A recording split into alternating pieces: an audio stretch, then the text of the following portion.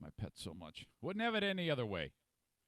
If you ever meet me on the street or at like Meijer, all my hangouts, notice the hair, because you won't notice unless you actually like look at me. I mean, look at my face, sure, but it's not like it's gonna be clumps of dog hair stuck to my face. Take a look at the clothes. First of all, none of them are new. They usually have a logo of some type on them from someone who gave it to me. Like this one's the Jaeger Foundation or like A&E Heating and Cooling. I don't actually go and buy things. It's all just given to me. The only time I actually have to get in big people clothing is when I go to mass or when I go to a hockey game. Even at the basketball games, it's not even clothes that I've purchased. It's the gear that the basketball team gives me. That seems like about 100 years ago. I got a little bit of an attitude today. We haven't even begun the damn show, and I'm already wound up. Okay?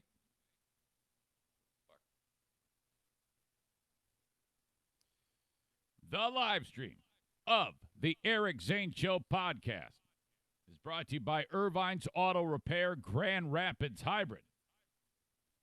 I want you to call them at 616-202-5538. They're actively getting people's cars repaired that need them because, I mean, it makes sense. These are essential employees. People need running vehicles. So reach out to them.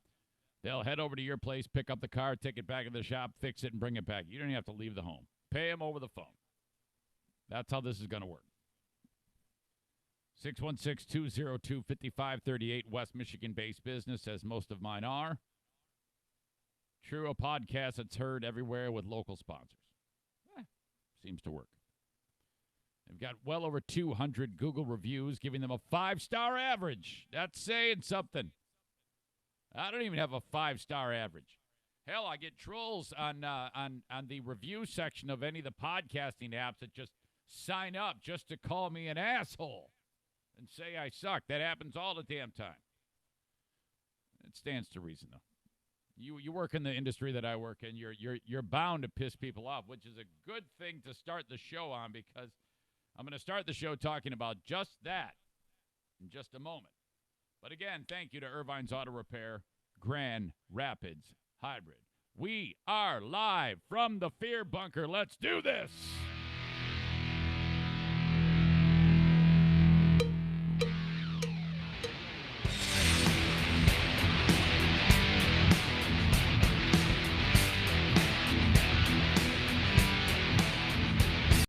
And now, here's a guy who really ought to be saving his breath for his inflatable date.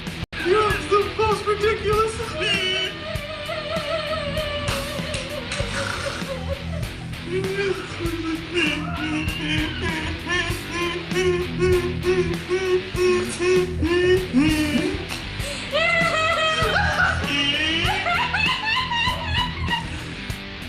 It's the Eric Zane Show podcast with your host, Eric Zane. Thank you, Johnny!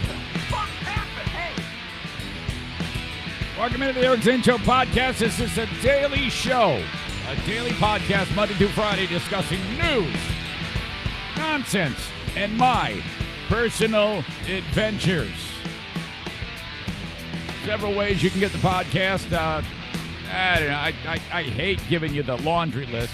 Just search it. Just Google Eric Zane Show podcast. Figure it out, Save some time. But if I must, Facebook is Facebook live each and every day. Brought to you by Irvine's Auto Repair Grand Rapids Hybrid. Live on YouTube every day at 8 a.m. Also, just search Eric Zane Show. And Twitter, the Blue Frost IT Twitter handle at Eric Zane Show. That's where we do a Periscope video. All there adds up to the live element of the show. So what you're hearing now, if you're listening to the pre-recorded audio, found on all your podcasting platforms, or maybe just from my website, it happened earlier in the day. And I just basically hit record on an audio file and recorded every damn thing I said. No edits. The only time I might edit something is when I leave the room to take a leak and take out the long-winded dead or the silence there. That's about the only time I'll do that. Other than that, it is as I don't have the time or the patience to clean it up. I'm looking at right now at the video monitor through my phone of the video live stream, and I'm getting the idea that it's looking a little jacked. So if it starts to go ape shit on one of the platforms that you're watching it live on, you might have to bounce over to another one at some point, because I don't have the time to monkey with it. If it goes, it goes. Sometimes you're a victim of the tech. Whatever. Okay, day 1 million of the quarantine. You know, again, I don't like to start the show on the open with, all right, here's numbers. Here's things that are going to make you depressed and upset. The idea of this podcast is to kind of, sure, I'll talk about the thing, the elephant in the room, but more of like, can you believe the craziness that is happening? This asshole in the news, this great story in the news, and it just basically goes down to what you want to hear and what you want to talk about. So, I've said this before. I know you're getting bombarded with facts and things like that. I will say this: it seems that the country of Italy is flattening, and because you can sit there and look at the skyrocketing numbers in the United States. You can't trust China anymore. Don't even worry about China. I'm looking at countries like Italy and Spain, who they're about 10 to 15 days ahead of the U.S. in terms of dealing with this. So now no number is good unless it's zero, in my opinion. But they are starting to get to the point where the daily cases and the deaths are consistently lower than this apex that they had. And while no nation has had the enormous skyrocket or spike like the U.S., and that doesn't mean necessarily that in 10 days we'll experience the same thing they are. I don't know shit about this. I'm just saying, in an effort to always search for some degree of positivity based on, in helping us get through what we're all going through right now. That is still awful in Italy, but it appears like it's starting to flatten a little bit. But my God, here we are, yet another day of nonsense and craziness. Yesterday in Michigan, the governor of the state said, all right, no school, I can promise you that. We'll figure it out, kick the can down the road. In my opinion, anything that keeps people from being together is a win. So, that's the way it's going to be. We will adapt. We will survive, as will all of you. Okay.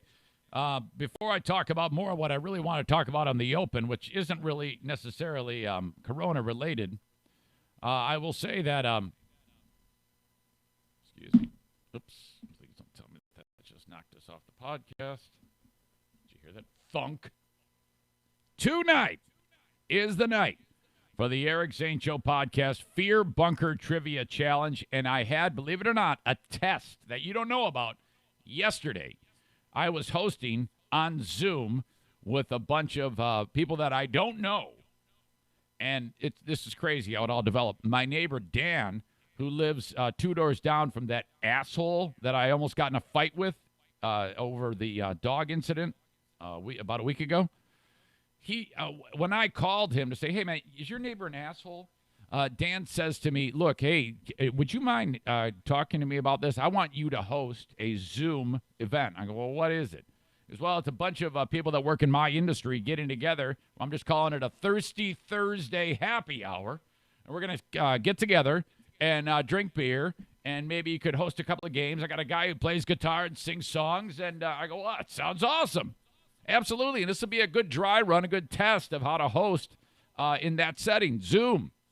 I go, well, yeah, I'll do it, man.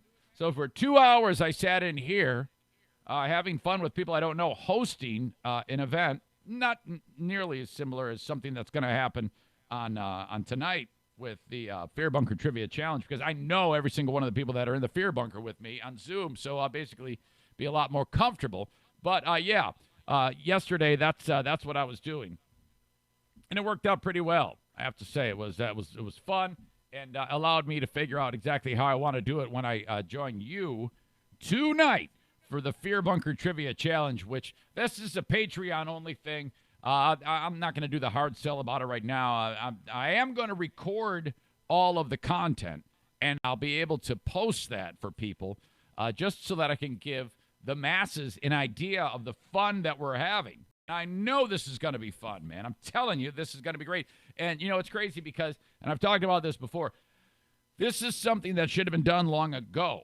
And if COVID-19 never happened, this would be awesome, okay? It's just a way to have fun with the audience, and that's what this is all about. That's the point of the podcast. So, all right, when COVID-19 does go away, this is still going to be a thing, and there's a whole new avenue of fun things to do. We're doing trivia tonight, but, we can play a number of different things. I don't want to just throw them out right now because then I'll probably never do them. But it just seems to me like there's a lot more avenue for fun that has been kind of that door has been opened out of necessity, and when the dust does settle, we will come back to that. So that is cool. Yesterday, in addition to getting ready for that thing and just putzing around the house here like an idiot, I posted something on Facebook. Now, I post stuff on Facebook and Twitter every day pertaining to what I talk about. Usually, in addition to posting things about, hey, these are my sponsors. Let's give them a round of applause. Thanks. Please check out the sponsors. I do that to keep them in front of you. But I also post things like, hey, I talked about this today, and then I link up something from my website, and maybe you might click on it and look at it. And when you do that, it's just another way of letting people know that you're here. So you might want to. I usually post some type of snarky headline about whatever it is, and then link up the story directly to my website. There's a picture there usually. Just simple. This takes 2 minutes to do. Now, typically when I post on Facebook or Twitter, not exactly a hot spot for the internet in terms of what people look at on my pages. I'm lucky if I get a handful of people that go, hey, this is funny, whatever. It just, it's not really on people's radar. I do the best I can, and you can't just stop doing it because if you're slowly trying to build the audience, you got to keep doing that. So I went out of my way to post a story about Alex Jones, who sucks, and he's an asshole, and he's fucking crazy. This is all a fact. Alex Jones is a fucking lunatic and has always been a lunatic. The dude, I don't even know what his origin is. All I know is that he had a website, or he actually still has a website, where he posts his crazy shit. And he had, similar to me, he would post, his online content on the usual spots that you would get your online content. It might be Facebook, Twitter, YouTube. And, all right, somehow this crazy fuck got a massive audience.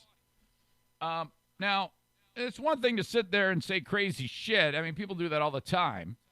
But he would go out of the way. He found out that there's enough crazy idiots in the world that if he added more crazy to it, he'd get more audience. So it's 100% fake, zero truth. And the thing that really got him in hot water was, he's constantly talking about shit that isn't real. He's comes to mind, he would throw out that Sandy Hook did not happen. This gigantic massacre that killed many children and adults. It makes me sad just to even mention it. And he decided to start to perpetuate that was fake. It didn't happen. And a lot of what this asshole talks about is fake. All right, this isn't going on. It's just being used to try to. I can't even think of why. I don't even listen to the guy. I have no idea. All I do is read about the guy and see clips of him being crazy. So, all right, that's his thing. Well, that was the big thing that got him in trouble. So he started to lose platforms because, let's be honest here. I can put my stuff on my own EricZaneShow.com. But if I piss off Apple, or I piss off any of the podcasting platforms, or I piss off any of the platforms that you can watch this on right now, you're dead. So it's probably a good idea. I mean, I can sit here and say shit, fuck, tits all the damn time, and that's not going to be a problem. But if I sit there and say shit like Alex Jones says, eventually that might be an issue. So Jones started to bleed platforms. Since about 2018, people started to wipe this guy out. All right, man, enough of your nonsense. We can't take it. You're out of here. Then he lost to some type of lawsuit that has to do with Sandy Hook, and he owes victims money, causing them pain and suffering. There's a lot to this, a lot of layers to this. But basically what we've been seeing over time is the excellent news of him being deplatformed. Now, again, if I go on Facebook and say crazy stuff like he says, I'm going to lose Facebook. Because Facebook is not mine. If I go on WGRD and say things that my boss doesn't like, I'm going to, and I did, lose WGRD. You get no argument from me. I know full well the playing field. Too often, I would get in my own way and get in the weeds, and before too long, you wear out your welcome and you get the ziggy. You're out of there. That is acceptable. That is no problem. You get no complaints from me.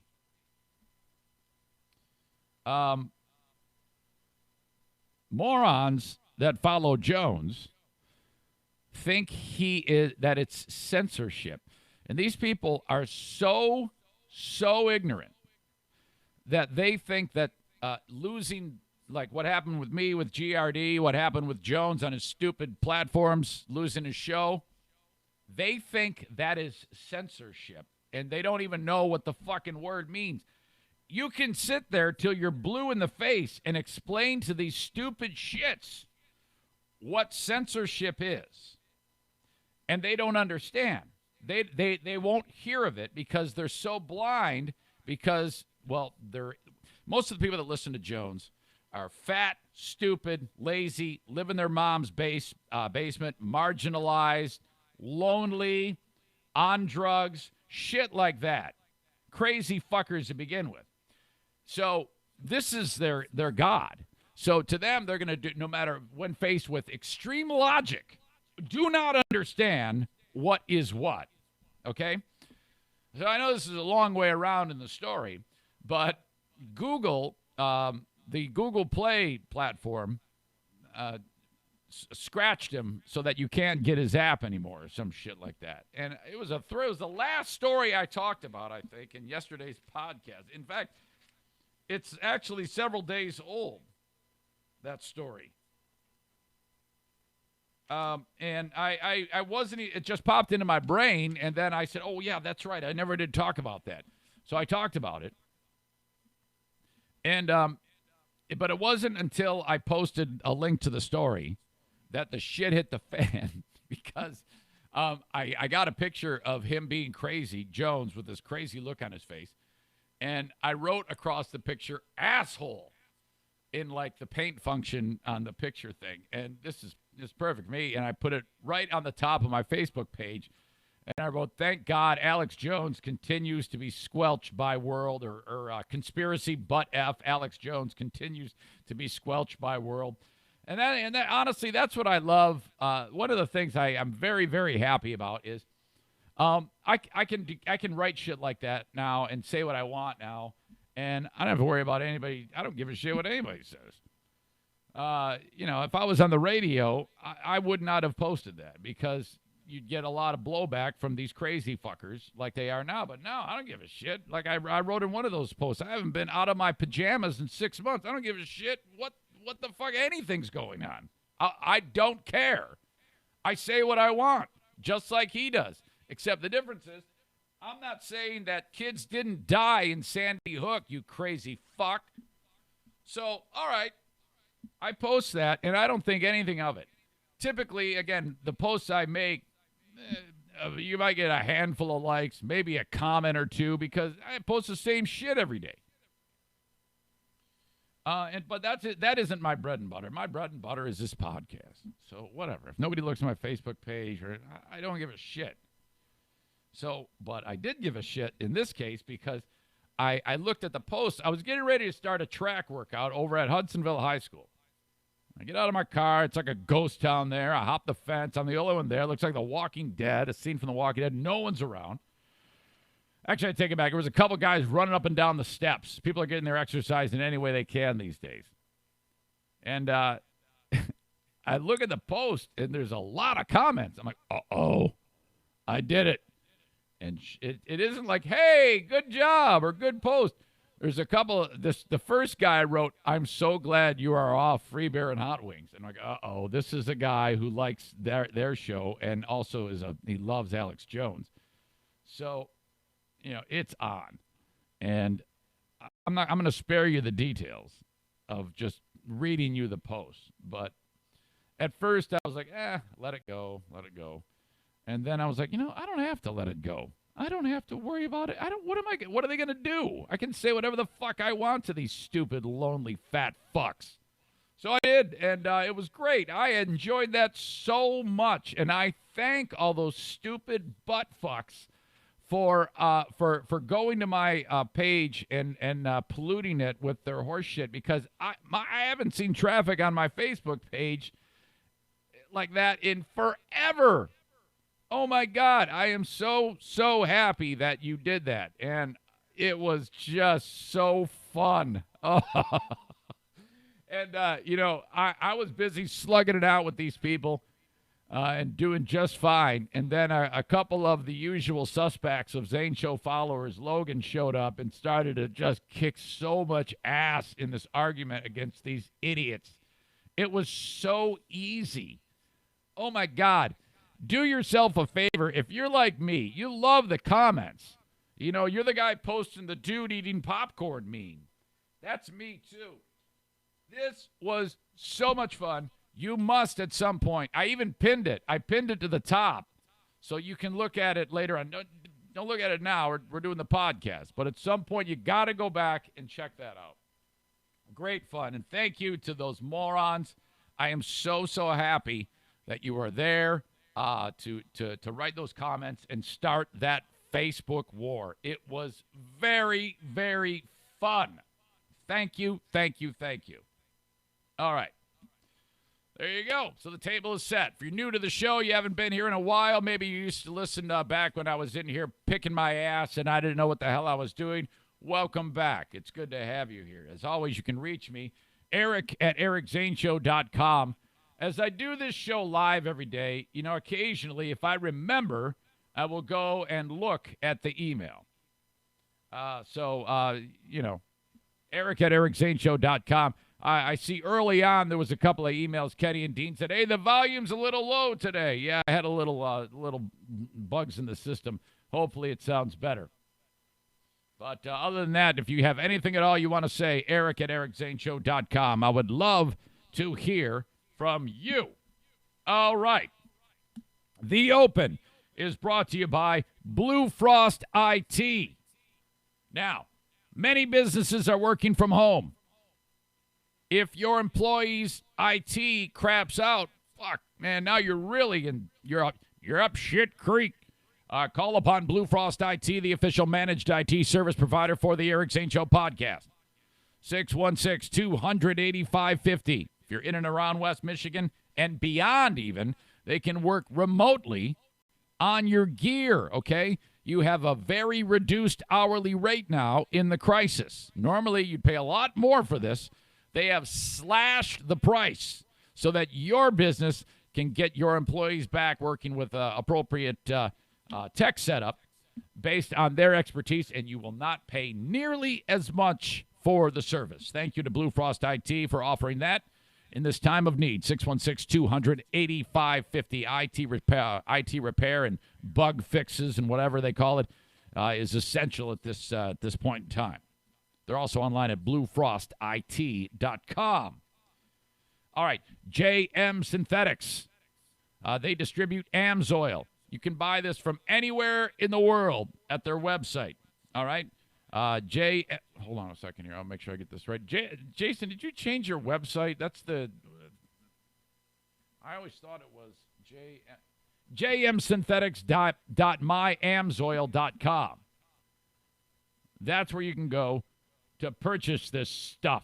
You can also get to it from my website, EricZaneShow.com. Jason's at 616-747-0233. Gear Lube Oil. Whatever you need, they have all of the DIY stuff if you work on your own motors for trucks, motorcycles, ATVs, UTVs, snowmobiles, marine outboards, PWCs, small engine, heavy duty. In fact, Jason is supplying me with a oil prize pack for tonight's Fear Bunker Trivia Challenge. Thank you very much for that.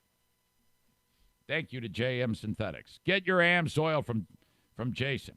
Terrytown RV, you can shop online there, terrytownrv.com. You know, this eventually is going to settle down. When the time is right, I want you to go to Terrytown RV and pick out your travel trailer, fifth wheel, or your motorhome. You can shop online right now. There is somebody who can actually help you through an online with online questioning, and they'll even call you if you need to. Just let them know. Do it through their website, terrytownrv.com. They are number one. They are the largest in Michigan, largest in the Midwest. They've got an enormous showroom with 200 units available. Now, obviously, you're not going to be walking through there, but when the time is right, Terrytown RV in Grand Rapids, they're on Division just between 68th and 76th Street. Thank you for being a key sponsor of our show. All right. Let's talk about the governor of Georgia. All right, this I've got several COVID-19 related stories, and this is one of them. Now, I'm guessing after what we've been through the past however long, that we all have a pretty good handle on the ins and outs of coronavirus and COVID-19. Simply by basic paying attention, you got it. All right? We were all like mortified when all those kids were congregating together because we know the risks involved with that. We know how important it is to stay home. And one of the nuances that's a little bit more intricate that I'm sure most people have a handle on is that this is very tricky because you can be walking around and you can have it and you don't even know you have it because the symptoms don't manifest. Most people have that and have known that for a long time.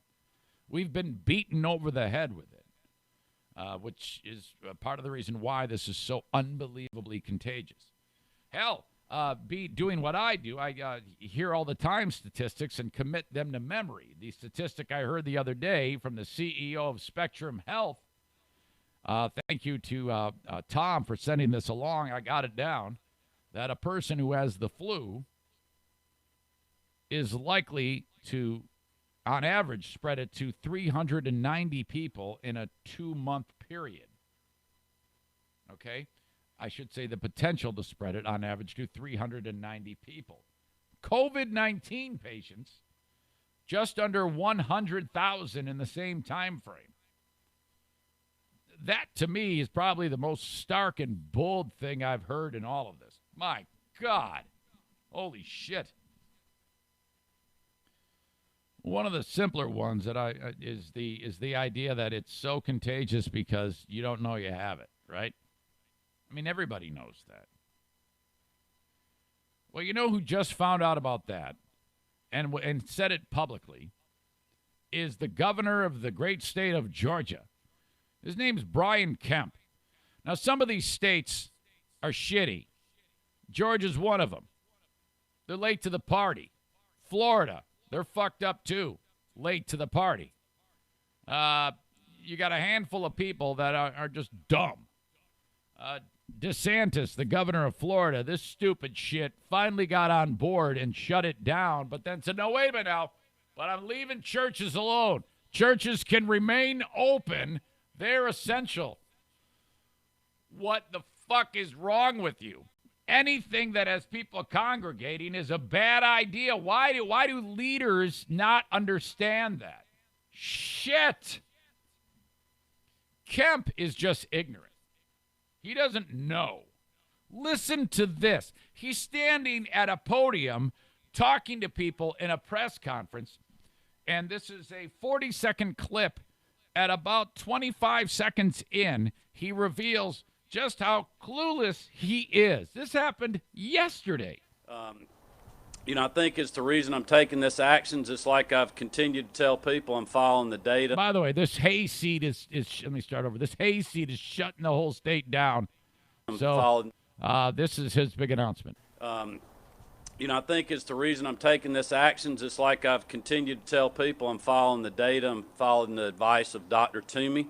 Her and I both mentioned in our remarks, finding out that this virus is now transmitting before people see signs. So what we've been telling people from directives from the CDC for weeks now, that if you start feeling bad, stay home.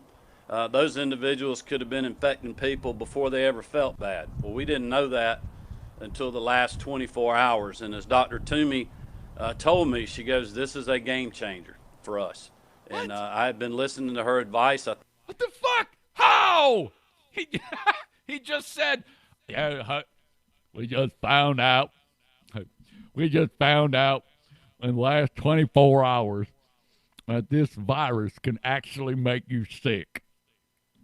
We just found out in the last 24 hours that people have actually died from coronavirus. We have just found out that the virus has finally come to America. We just found that out 24 hours ago. So we are advising you to stay inside. What the hell? How?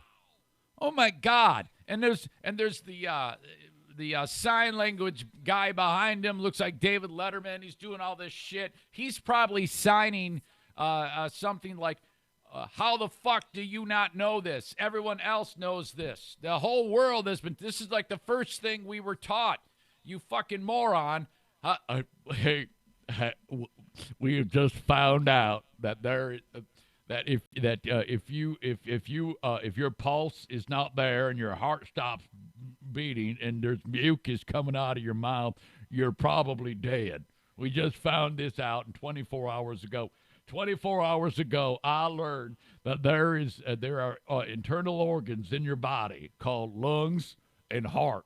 And if lungs are not exchanging something known as oxygen, which I just found out about, then eventually something in your body known as blood, which I just learned about, is going to stop flowing with the oxygen in it by an organ known as heart. And if all of that shuts down, something known as death will occur. So thank you. Have a nice day, idiot. What the fuck? I cannot believe this guy. Holy shit. Some of you folks might be like, hey, Zane, what happened to the small business shout out for today? Yesterday I called a few, but this is harder than it looks, than you would think. I have called many, many people, and call after call, voicemail. I leave a message, I call back, and it's difficult to get to seriously. I can't give it away. This show sucks so bad, I can't even give it away. No, but there's a number of great businesses I want to talk about. In fact, Zaniac Kevin's mom and dad, Kevin reached out to me. Man, I had no idea about the amazing work that Zaniac Kevin's mom and dad do. I cannot wait to talk to them about their business. And there's still many, many businesses. I'm just scratching the surface in the small business shout out. And I will get back to that. So just keep sending them, please. And make sure in the subject line you write small business. That helps me sort through them in a quick fashion on email. Eric@ericzaneshow.com. All right, so Governor Brian Kemp is an idiot. But, this story is not getting enough legs. The next one I want to talk about, you've heard about people and who have been hoarding medical supplies. You had that one dude in Tennessee, I believe, who was hoarding the hand sanitizer. He bought it all from, like, the several state area, And then they busted him, and then he ended up and he was gouging people. Remember the big gouge going on? And then they shut it down, and he donated it all. He took a big loss. That was awesome how that unfolded that way. But still, the fucking nerve of some of these people. This is combining three terrible things. This next story. It's a guy in New York by the name of Baruch Feldheim. Baruch Feldheim is a 43-year-old man in a New York neighborhood who is very enterprising. Now, this combines hoarding of key shit that our medical professionals need to stay alive, fucker. It involves gouging. And what is the other thing? Oh, it involves the old cough in the good guy's face and tell him you got coronavirus trick. Okay? These are three things that we've all heard in separate stories since this shit began. But Baruch Feldheim combined all of these in one gigantic hot mess. Now, let me just say, the story is not getting nearly the attention it deserves. I would have put this near the top of all the stories, logged in with all the other doom and gloom that's going on, which I understand does need to be talked about because people want to know. But this story is not getting the attention it deserves because this guy is the Babe Ruth of gouging and hoarding, okay? He is the best at those things. When Baruch Feldheim goes to heaven and God makes him wait a little longer for this horse shit, he's going to say, Baruch, what you did was terrible, but my God, you were great at it. You were really, really good at it. Feldheim, when he saw that the shit was going on, he started to work very, very hard to get all of the key components that hospitals need and then sell them at outrageous prices. This all started to come unraveled when Feldheim sold to a hospital, at least he thought it was a hospital, 1,000 of those special masks. I think they're called N95 or N100 or who knows, N95. He sold 1,000 of them for $12,000. That's a really, really gigantic markup to the tune of about 700 times. All right. So this dude is making bank. Well, the feds started to learn that he's doing this. Now, seriously, Cuomo said that in New York City, they've got about a 6-day supply of key shit. Gowns, masks, gloves, all things to keep. That would be like if our military needed weaponry to fight the bad guys and some dickhead was hoarding it and keeping it from them, you know? This is where the war is being fought right now, is in these hospitals. So any citizen who is keeping the medical professionals from getting the shit they need is a goddamn criminal in my eyes, big time, who should be shot in the street, frankly. Feldheim, the Fed started to get wind of this guy's gouging tactics. So the story goes that they see him in front of his crib. And they're like, hey, are you Baruch Feldheim? And he's like, yeah, what's up? Hey, man, what's the deal? Feldheim goes, stay back. He actually coughs towards them like it's Godzilla's hot breath ray and says, I have COVID-19. Coughs at him. Fed's like, what the fuck? What are you talking about, man? What are you doing? Well, they handled that. He ended up getting arrested for that, for actually coughing. That is what he actually got in trouble for. They were trying to determine, what they were going to do was they were going to get all his shit. They knew he had it, and they were going to give him the fair market value of all the shit. So, like, basically what he paid for it, they're going to pay him for it. That's what they wanted to do. But dickhead freaks out and coughs on them. Instead of just realizing he was busted and saying, all right, what the fuck is up? His plan was to cough on the feds. Bad idea. So he got in trouble for that. This happened on Sunday. When the feds walked up to him, he coughed on them, said, look out, I got coronavirus. And he's not charged, though, with hoarding or price gouging. According to his lawyer, he's charged with lying to the federal agents and coughing in their direction.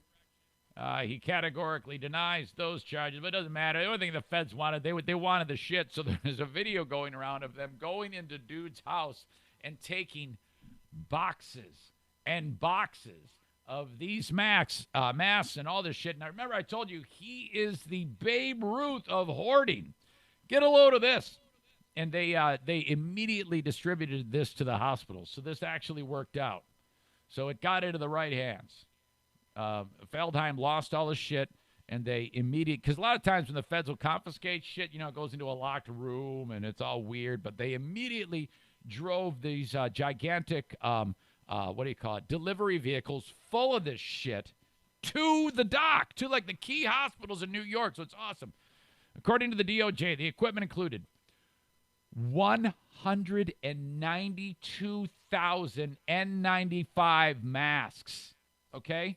Now, those come, to give you an idea how much he had, 160 per box. And the boxes are like yay big. They're like big boxes.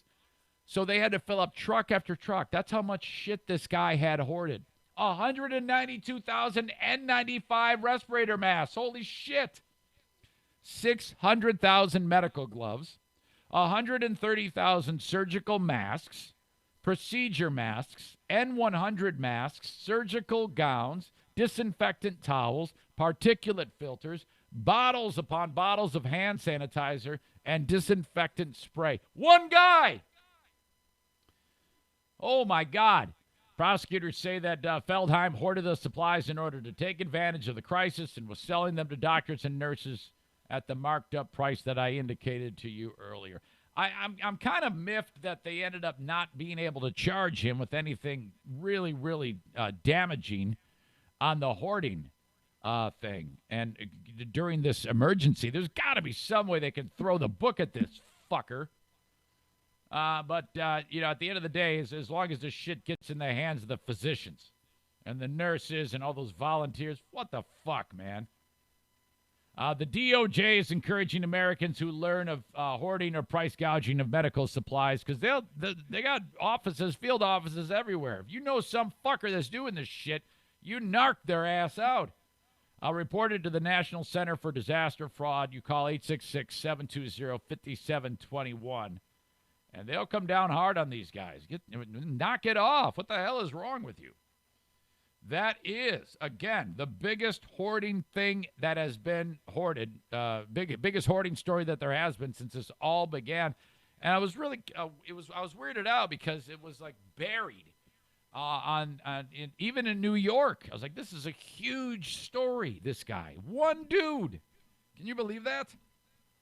Okay. Again, today is a little bit corona heavy. I don't know. I take it back. I got 3 more stories to talk to you about, and only one of them is coronavirus related. And I do have celestial excitement. Like, oh, my God, you're going to love today's celestial excitement. My God, some of you are like, you're a fucking dork. Yeah, I know. But it's still awesome. There's a comet coming. Big, fat fucking comet is coming this way. Jesus. I should reach out to Diana because I talked to Boring Dean yesterday, who's looking more and more ripped by the minute. And he's like, when are we going to see the dogs? It's been too long since we've seen the dogs. So it's kind of in my brain right now. Why isn't it working? There it is. Wonder if she's up in her. Hey, hi, how are you?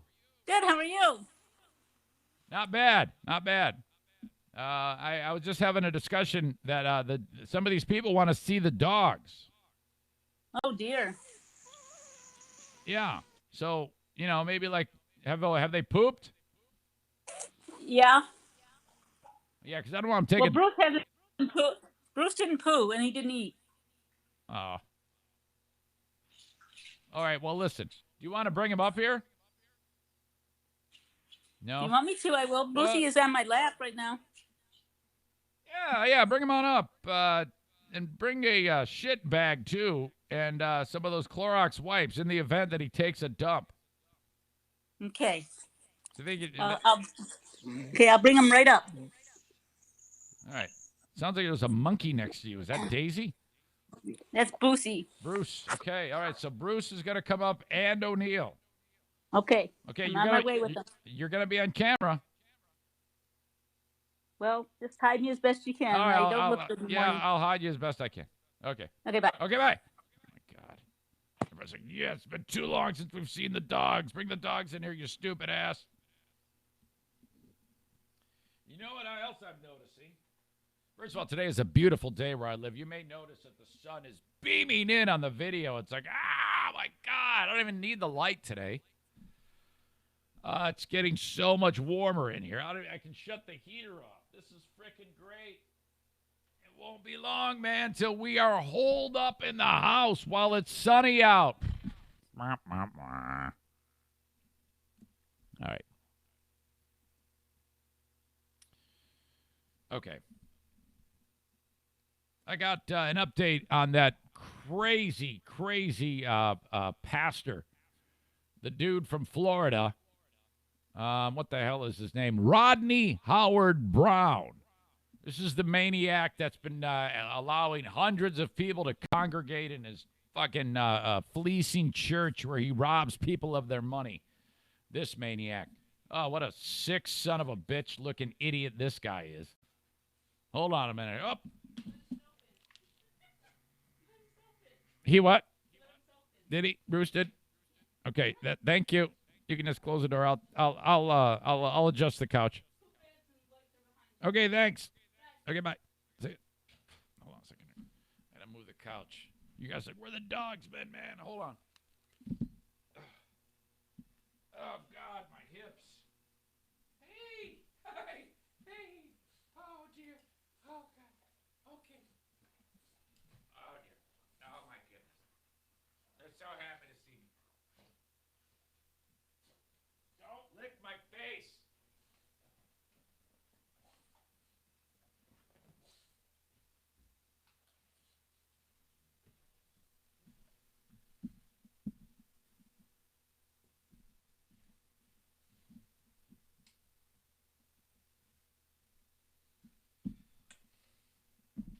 Oh, yes. Thanks, Dean. You see, now we're in business. You got the dogs here. Are you guys doing all right here? You got everything you need. Nice couch. You're sitting on your own blanket. All right. Okay, so an update on that dumb shit pastor, Rodney Howard Brown. TC Paintball. They're taking it right on the chin with this lockdown. You know, I mean, basically, if you don't have customers, if you don't have people banging on the door of your paintball facility, you're shit out of luck. Yeah, that's what's happened. But here's what's up. As the dust settles, when it does settle, we're gonna have a big ass paintball party. We got the indoor facility, we've got the outdoor facility in beautiful Walker, Michigan. Is TC Paintball. I noticed that at tcpaintballgr.com, you got a link there. It says support our paintball park. Get a limited edition paintball park supporter patch with the purchase of any gift card. So that's kind of cool. That's one way that they can make the needle move. We appreciate your support. Buy a gift card during the COVID-19 pandemic to support TC Paintball Park Grand Rapids. You see, park, you know, I like the park on it because it has a park-like feel because you're outdoors this summer. You'll receive this limited edition Paintball Park supporter patch for free. You know, a lot of those paintball studs and chicks, studettes, they got the patches all over their gear. So you can get the Paintball Park patch to indicate that you were there for TC Paintball when all the shit went down, when they had to shutter while we wait this out. All right? You are the recipient of the gift card. Will get the gift card immediately The patch will be available for pickup at TC Paintball Grand Rapids approximately 3 to 4 weeks after we are able to open for business again. We will notify you once we've received the patches, and yours is ready for pickup. So if you're into paintball, even if you're not into paintball, and you want to help an awesome business that loves this show like you wouldn't believe, has always supported me, you'll get in on this. It says, give the gift of adventure. Click the button below. You'll be redirected to PayPal to complete the purchase.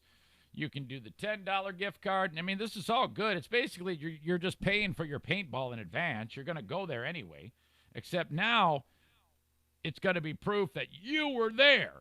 You were there for TC Paintball during the COVID-19 disaster. And the patch says Paintball Park Supporter 2020 COVID-19. Like, yeah, I was there. $10 gift card, $25, $50, and $100 gift card. So basically, you're just paying for your paintball ahead of time. That's all it is. You're going to go to TC Paintball anyway. Just buy it ahead of time. All right. Thank you to them. That's all at tcpaintballgr.com. Rick, I love you, man. You're going to get through this, buddy. Still working very, very closely with my friend Mario Flores from Van Dyke Mortgage. I'm sorry, the Mario Flores Lakeshore team of Van Dyke Mortgage. There's lots of Van Dyke Mortgages. But my Van Dyke Mortgage is the Mario Flores team of Van Dyke Mortgage. Still hard at work making people's dreams come true at 231-332-6505. Shit, man, you're sitting at home, you're not working, you have no dough coming in. You're like, what the fuck, man? I'm waiting on this government money. I need something to push me through to the other side. Take it out of your home, knucklehead. You've got massive equity in it. Yeah, I don't like it either. I'm right there with you. But you got to eat. Go get some money out of your shack. 231-332-6505. Get them working on that now. Before you know it, you're like, oh, thank God I did that. Now I don't have to stress. Dude, go get the money out of your home. Stay at home, just like Michael Rappaport says. Buy some beer. Buy some cannabis. Get stoned and drink with the money you get from your house. Have a party. Stay healthy. All right? I don't know if anybody's going to say the best advice is to buy beer and pot and stay at home, but in the scope of this podcast, it surprises no one that I would even say that. By the way, I don't drink and I don't smoke pot. 231-332-6505 for the Mario Flores Lakeshore team of Van Dyke Mortgage. Are you like me that every time your nose itches, you almost like feel guilty that you're itching it? You're like, oh. And you definitely don't want to do it with your hands, even though I haven't been outside in days. All right. Eric at EricZaneShow.com. Let's see. Not very active on the email, are we today? Again, if you have any thoughts, comments, concerns, Eric at EricZaneShow.com. Or if you have any questions. You know, I always keep, I fail to mention this enough. If you ever have a question about anything going on, it's almost like a perpetual ask me anything. I'm looking right now down at O'Neill. Hey, what are you doing? Why don't you come sit your ass down? I do not trust you.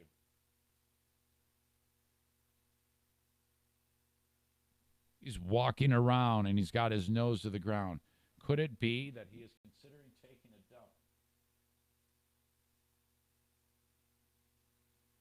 Yeah, I know there's silence, but I'm keeping my eye on him here. Hey, come on. Come sit down. O'Neill, come here. Come on. Come on up here. I can't concentrate with you doing this because if you're going to take a dump, I'm going to be pissed off.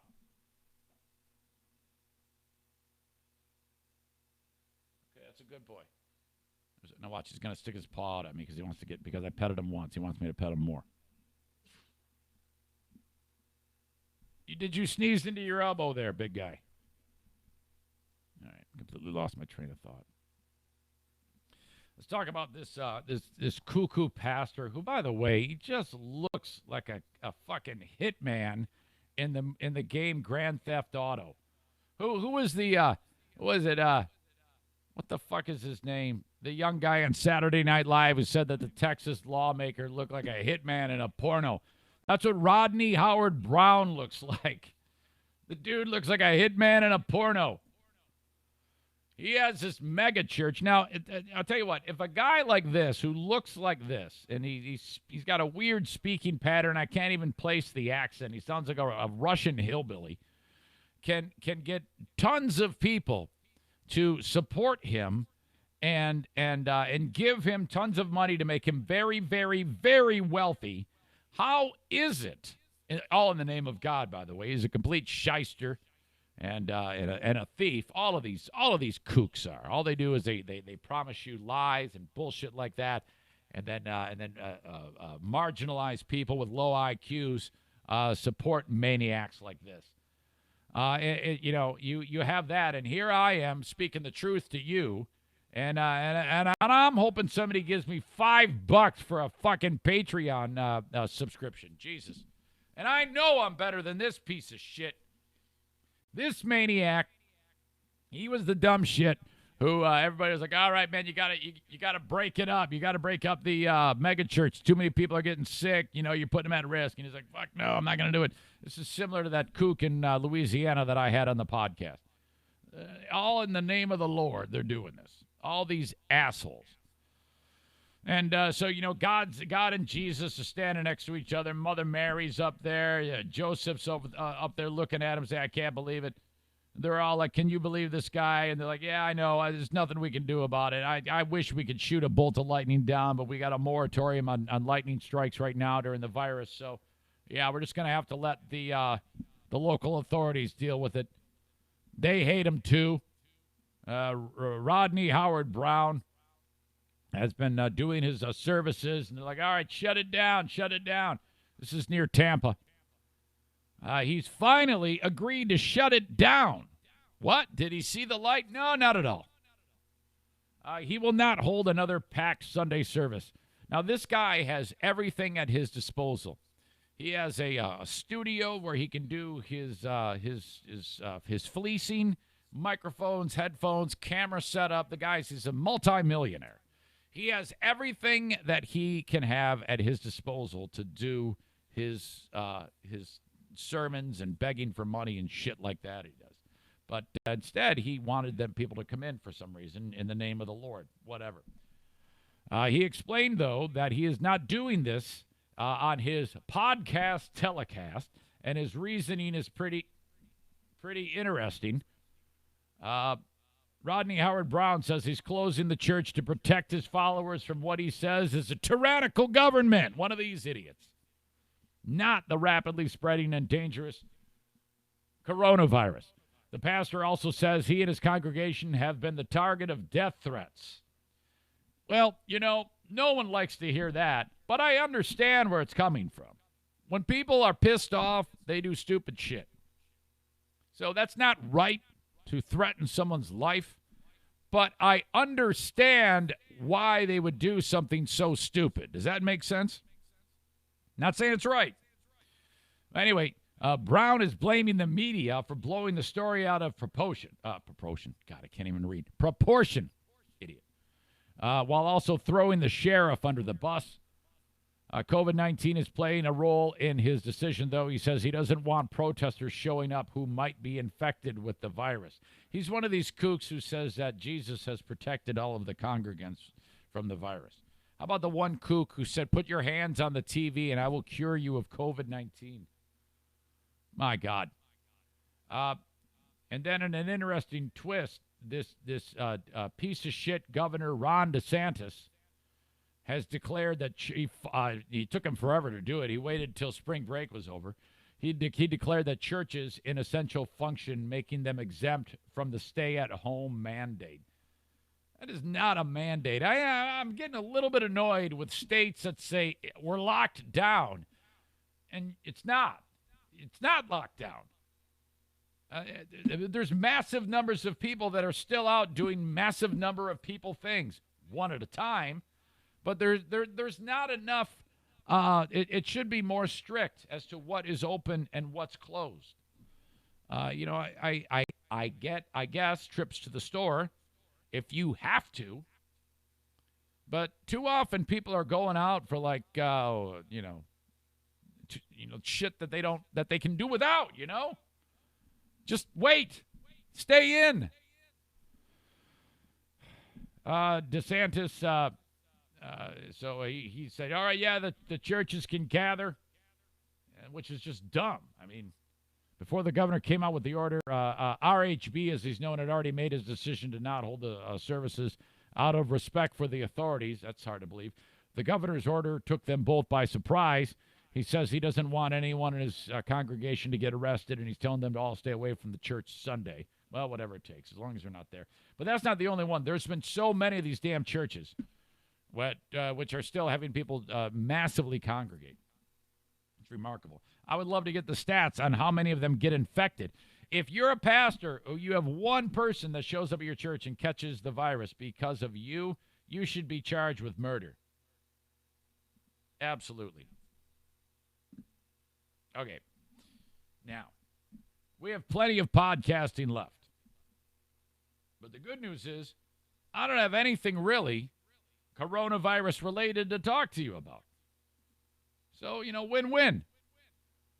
I do want to tell you, though, about a guy who I didn't even know about, who is just kind of this weirdo. He's a Norwegian performance artist by the name of Jan Hakan Eriksson. And Eriksson had developed a following with people who are into, like, balloon fetishes. Have you heard of these creeps who they get gratification, sometimes sexually, of being in rooms of balloons and rubbing balloons together? And there's all sorts of weirdo people in the world these days. You've got these balloon creeps, Alex Jones maniacs, and the world is full of weirdo, twisted people. So he would appeal to these people by popping balloons, because you'd get a guy who'd be watching his video who'd be sitting there like pounding his pud while Hakan Eriksson would be coming up with creative ways to pop balloons. I know, sounds ridiculous, sounds weird, but that's it. He found a niche. What he then decided to do was come up with ways of making these really rudimentary contraptions, which would pop large numbers of balloons at a time. I'm looking at one particular video where he is standing and holding up what appears to be a octagon-type shape of frame around him. And it's just like the perimeter. It's just like a loop or a hoop, but in an octagon shape. It could be a hoop. Doesn't matter. And he has fabricated it and tied dozens of knives pointing straight down. And so they're surrounding him. And he's going to let go of it. It's going to fall straight down onto a ring of balloons. And they pop. Great. So people that are into this balloon thing love this guy's videos. He also has found that he has a niche with people that are into ASMR, satisfaction noises, pops, things like that. I watch videos of people cracking their knuckles and their backs. That's my weirdo fetish. But this guy, the people who are into this satisfies their ASMR fix. It's satisfying. So he's got enough followers that he's constantly upping the ante. And he's really into this whole art form, if you can call it that. And there's knives all over the place. And he has taken in one thing, he has like this big ass platform with, again, dozens of knives, and he used it to pop a ton of balloons. And then he ended up putting it on his wall like artwork, like something you might see on the set of Game of Thrones. Okay, so on his wall you'd see this piece of wood with tons of knives pointing out. And the whole room, in fact, has knives in it. It's like it's really weird to look at. Well, recipe for disaster. Eriksson, one of the other things, and by the way, people who are into the balloons are known as looners. He also goes viral for doing a series of furniture aerobics videos. Now, these are really shitty. I mean, it's like he's got a stack of chairs all leaning against each other, and then he steps on the first one, and they all stop leaning, and he walks on them. It's really bad. and not at all entertaining in any way. But he's doing all these almost like poverty parkour videos inside of the room. That happens to also be the room where the artwork that I just told you about is at. This dumb fuck shoots a video where he's doing these furniture acrobatics and fucking fell. He lost his balance. He puts out his hands because he falls into that sculpture that I was telling you about on the wall with all of the knives. He falls into it. Oh my God. So his hands and his arms, and luckily not his face because his arms took all the knives. It's got massive gashes all over his arms and his fucking fingers and his hand. I was making a video for this series of videos where I balance on different furniture in a different kind of way. Erickson explained to BuzzFeed News. I set some furniture I was going to balance on, and that's when I fell. I was actually planning to do that one on Instagram Live, so I'm really happy I didn't do that. No, I wish I could have seen that. He fell onto the knife sculpture. And fuck, man, wait till you see this video. I'll link it up, of course, in the comments of the podcast, and it'll be on In the News, and then I'll link it up that way. It might even be on. I might even put it on Facebook and Twitter, depending on what I decide to post today. He says, "Yeah, that sculpture, man, it looks really menacing, but I never thought it would hurt me. People always comment that they like the way it looks." After the fall, Erickson tried to at first patch himself up, but his hands were too badly cut and he was bleeding everywhere. He eventually had to call an ambulance, which transported him. He needed dozens of stitches for all of the puncture wounds. Arm is in a cast and he has to go back for more surgery. He's owning it, though. I'll give the guy credit. Jan Hakan Erickson writes, "So it turns out I'm an idiot. Yesterday I was making one of my furniture aerobics videos and I was balancing on something sketchy. Needless to say, I fell into the knife sculpture because I'm an idiot who leaves threatening items standing around." I'm guessing this guy doesn't have any kids. Unable to go into a studio for the foreseeable future, Erickson now stuck at home like the rest of us. All right. Let's hope that Alex Jones takes up this art form. Folks, Celestial Excitement is gonna. I've got more coming up. You're gonna love the Celestial Excitement because this is something we can all enjoy. I've got 2 Celestial Excitement stories. The second one is the big one, though. There's a comet coming. A big one. The biggest one. Holy shit. You'll probably be able to see it no problem in the Northland, where Baldwin Ace Hardware is a beacon of DIY awesomeness. Of course they're essential. The people in that shit kicker town need a place to go to congregate. They're going to go over to Baldwin Ace Hardware, and everybody's going to trade smokes for chickens in Baldwin, Michigan. Head over there, get your stuff, get the hell out. Make it snappy, fucko. Baldwin Ace Hardware. They have been a sponsor of this show since we got started. Thank you to them. Some of you are going to go up to your bug-out cabins this weekend, maybe. Baldwin Ace Hardware is open. A&E Heating and Cooling is essential. If something breaks, you got to call them, 616-516-8579. It's Joe Martinez. His wife actually owns the business. He's just a pawn. 616-516-8579. Mention the show, you're going to save 15%. They are the official heating and cooling experts of this podcast. Thank you to Joe.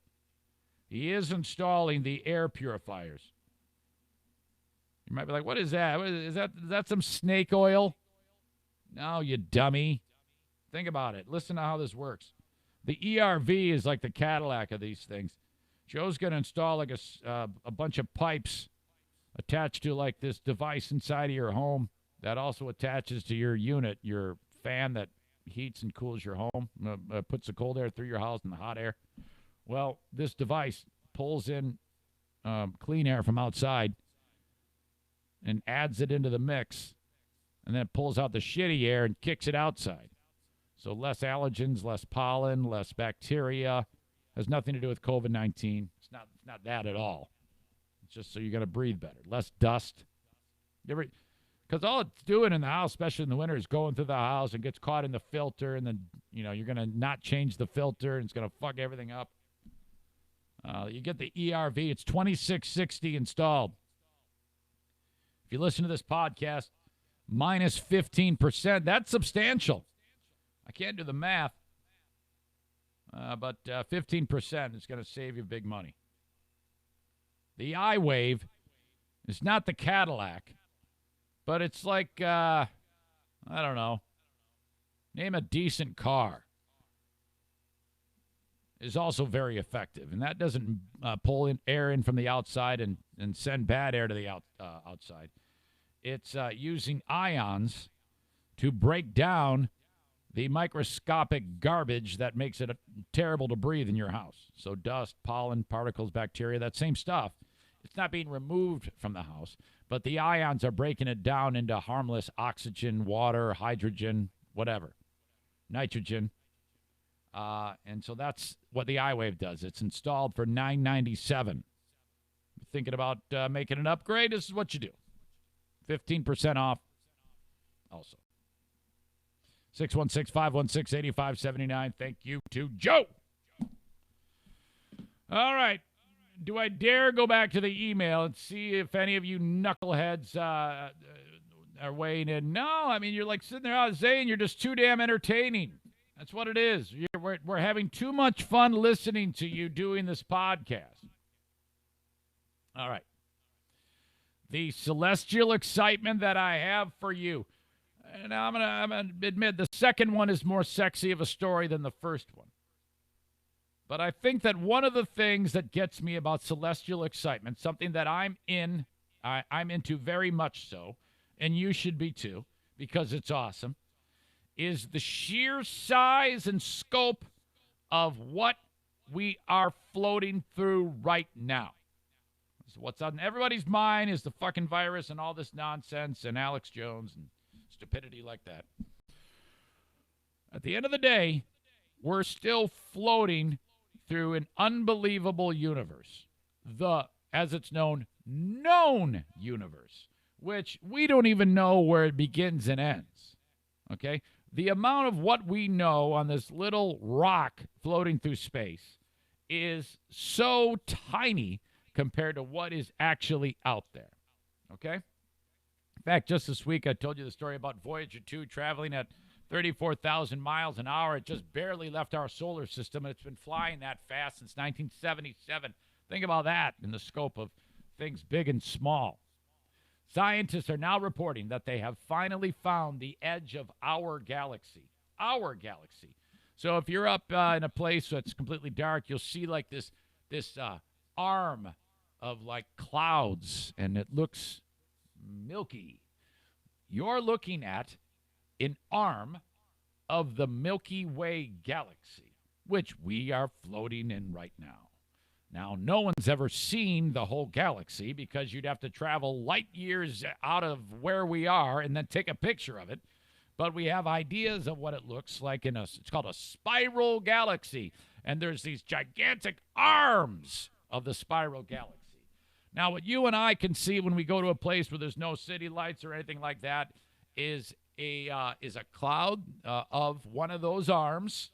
I don't even remember the name of it, what arm of our Milky Way galaxy it is, but you can see it. And it's nebulous gases and clouds and brightness, and what you're seeing there is various star clusters that are lit up like crazy shit, and it's absolutely spectacular. There's also terrific pictures you can see online of this from photographers who know what the fuck they're doing to take the appropriate exposure photograph to see it. So that's the best way to look at it, in my opinion, is something like that and a great picture. But it's awesome. So that's just one arm of our Milky Way. But scientists now have finally identified what is believed to be the edge of it. Pause. the edge of our galaxy, there are billions more like it. Think about that. We're just getting an idea of where the edge of ours is, and there's billions more like it floating around that we have seen. Holy shit. This happened from astronomers in England. They made an exciting discovery about our galaxy using nearby galaxies as a guard. Astrophysicist Alice Deason and her colleagues determined the exact diameter of our Milky Way. They have said it is 1.9 million light years across. So, you're at one side of it. You're in your spaceship that goes at the speed of light.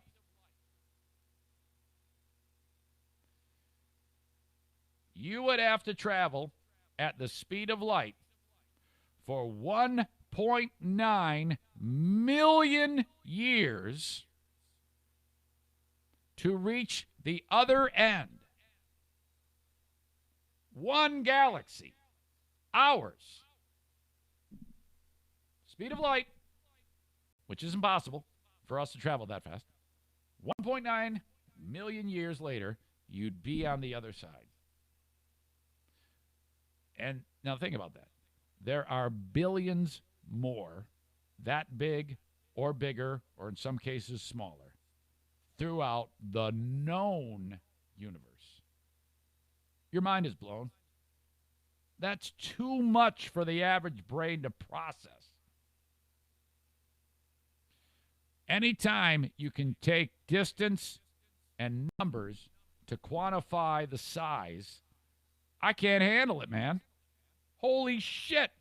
There's gotta be millions and billions of planets in this one galaxy where there's some asshole with a big nose wearing a shirt like this with his fucking dogs doing a podcast. There's gotta be. Motherfucking, that's great. Holy shit. We can't reach it. We have no way to figure that shit out. Man. That's the stuff that makes me go, wow. Yes, so awesome. All right, a little closer to home. Double shot of celestial excitement. By the way, if you're the type of person that gets annoyed and pissed off and makes fun of me for this shit, I want to fucking fight you.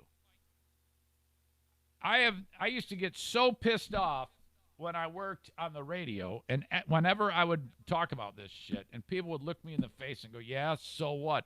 So what? What the fuck is wrong with you? Are you even listening to what I'm saying? Yeah, so what? Let's fight. Right now. All right. There's a comet that's coming, and it's big. The biggest. You got to call a comet that's massive Atlas. It's not going to hit us, not even close to coming to hit us. But right now it's rocketing towards the sun. And as it gets closer to the sun, it's going to start to hopefully not break up. If it breaks up, we got a problem in terms of what we can see. You want this thing to stay intact. This comet, known as Atlas, is said to be, okay, by the end of April, this month, this could be the brightest fucking comet we've ever seen. Now, I've lived through Halley. I've lived through Hale-Bopp, which caused all those kooks to kill themselves. Who knows what this one's going to do? If you add into the mix a life-changing pandemic and a gigantic comet seen by everyone, we have a recipe for some crazy shit that's going to happen here, okay? This is a big deal. Comet Atlas. Now, the actual rocky ice core of this comet is, I don't know, a few miles across this comet. And but it creates an atmosphere as it heats up. As it gets closer to the sun, more and more of that ice starts to melt off, and the shit, all the rock, the heat and intensity, and as the ice changes form, shit starts flying off of it. and that makes an atmosphere, okay? And it's a ball all around the fucking comet and the tail. And the atmosphere around this few mile wide comet is making, from end to end, like across it, is bigger than the planet Jupiter. Now, Jupiter is huge. In fact, there's some numbers here in this thing that I don't know off the top of my head. But this is a once-in-a-generation comet. Let's see. The gaseous envelope surrounding this comet Atlas has grown to 447,387 miles. To compare that, the sun is 865,370 miles. Jupiter, which is enormous, is 86,881 miles. The Earth is 7,917 miles. Think about that. So that is going to be so fucking bright. A lot of you people have seen the planet Venus in the sky. It's the brightest thing out there. You can't miss it. If you all have gone outside and went, what is that? Is that a star? And people have even sent me emails. No, it's Venus. It's very, very bright. This is going to be brighter than that. Poses no danger to Earth. And it's going to have a massive tail flying off of it. It's going to be incredible. It poses no danger to Earth, as even at its closest point, it will be more than 72 million miles away from the Earth. But boy, is this going to be bright. It has a tail about the same size as that atmosphere I was telling you about. And it's actually, you can see it right now. I'm looking at pictures of it, and it's just fucking great. I'll link this up. You can look at it on your own. According to a report by Space Weather Archive, it's not unusual for a comet to grow so large that they spew prodigious amounts of gas and dust into the air.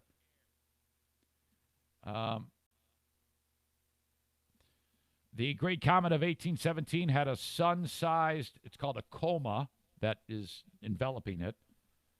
Whether Comet Atlas will rival those remains to be seen.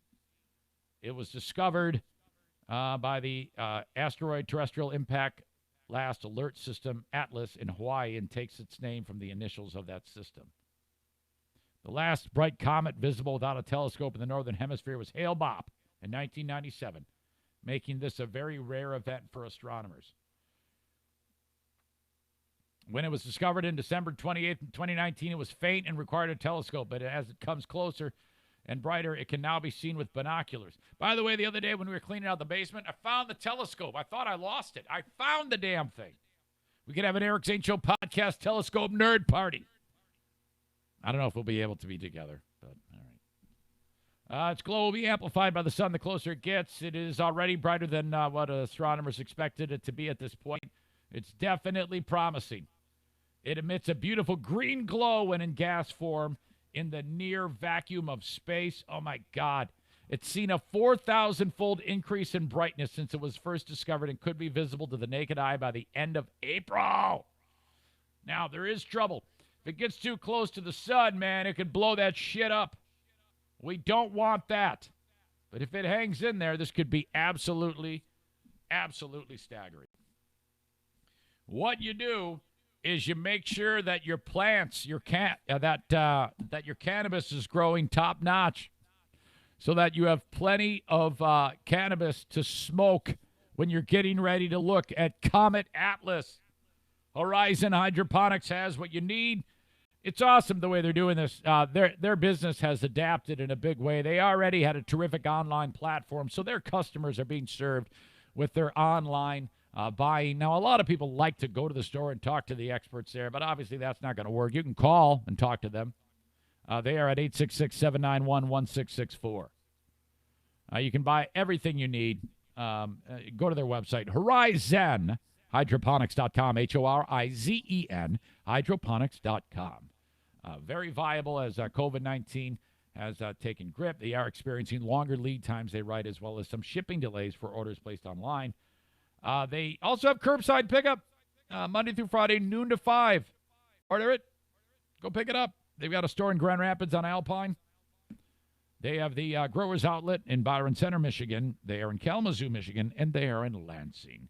Get what you need so that your stuff growing indoors grows well. Thank you, Horizon Hydroponics.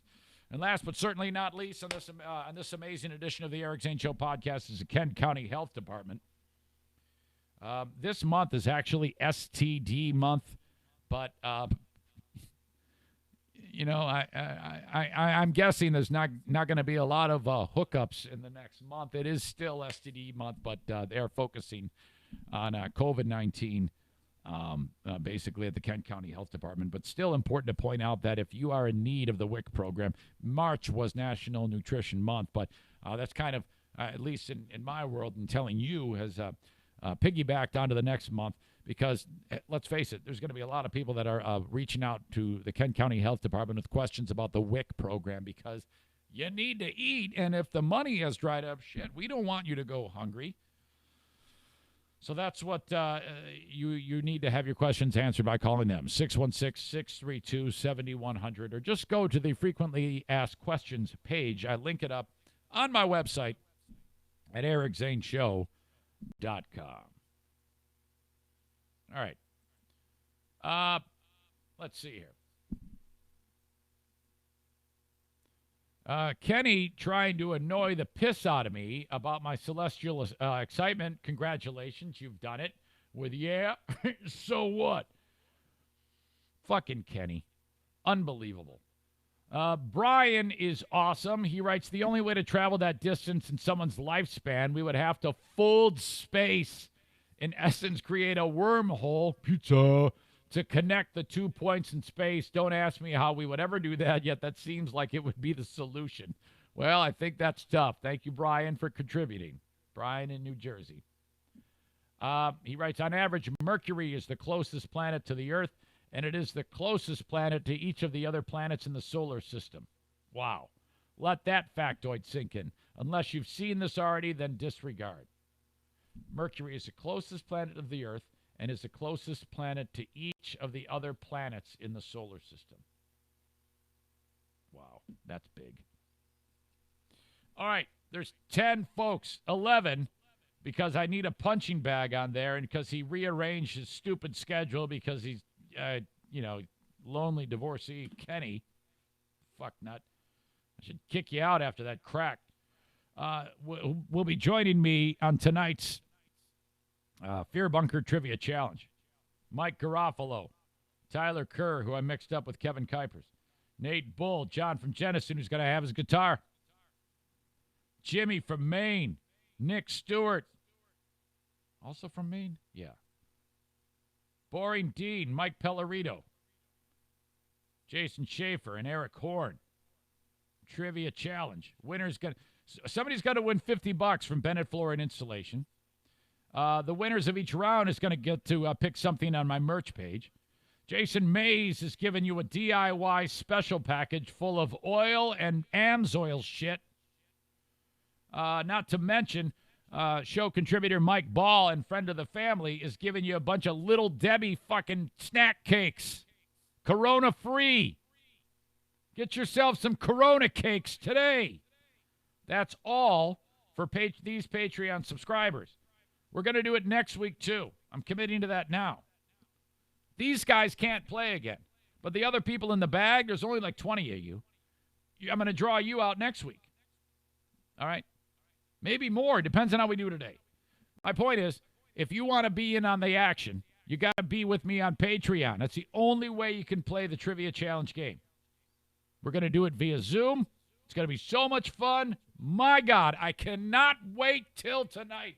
7 p.m., it goes down. So I tell you folks on the freebie, we have numerous things now that separates not just another podcast on the Patreon bonus. Things that are on the regular. Smarter Than a Former Drug Dealer trivia at the beginning of the week. End of the week, Fear Bunker Trivia Challenge. Of course, the video live stream. For $10 a month, you're getting a T-shirt. So it's coming together. All these fun things that we're doing are allowing me to put a good, swift kick to the pants of the Patreon.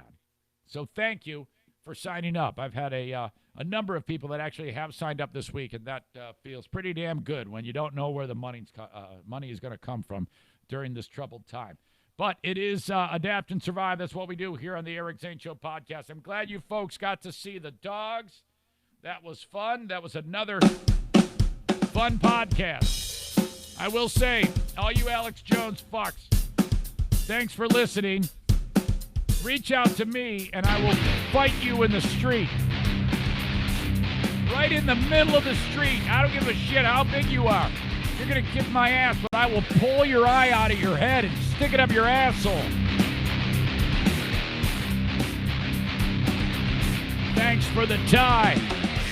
Thank you to Kenny. I give you shit, but thank you to Kenny for giving me that Michael Rappaport tweet.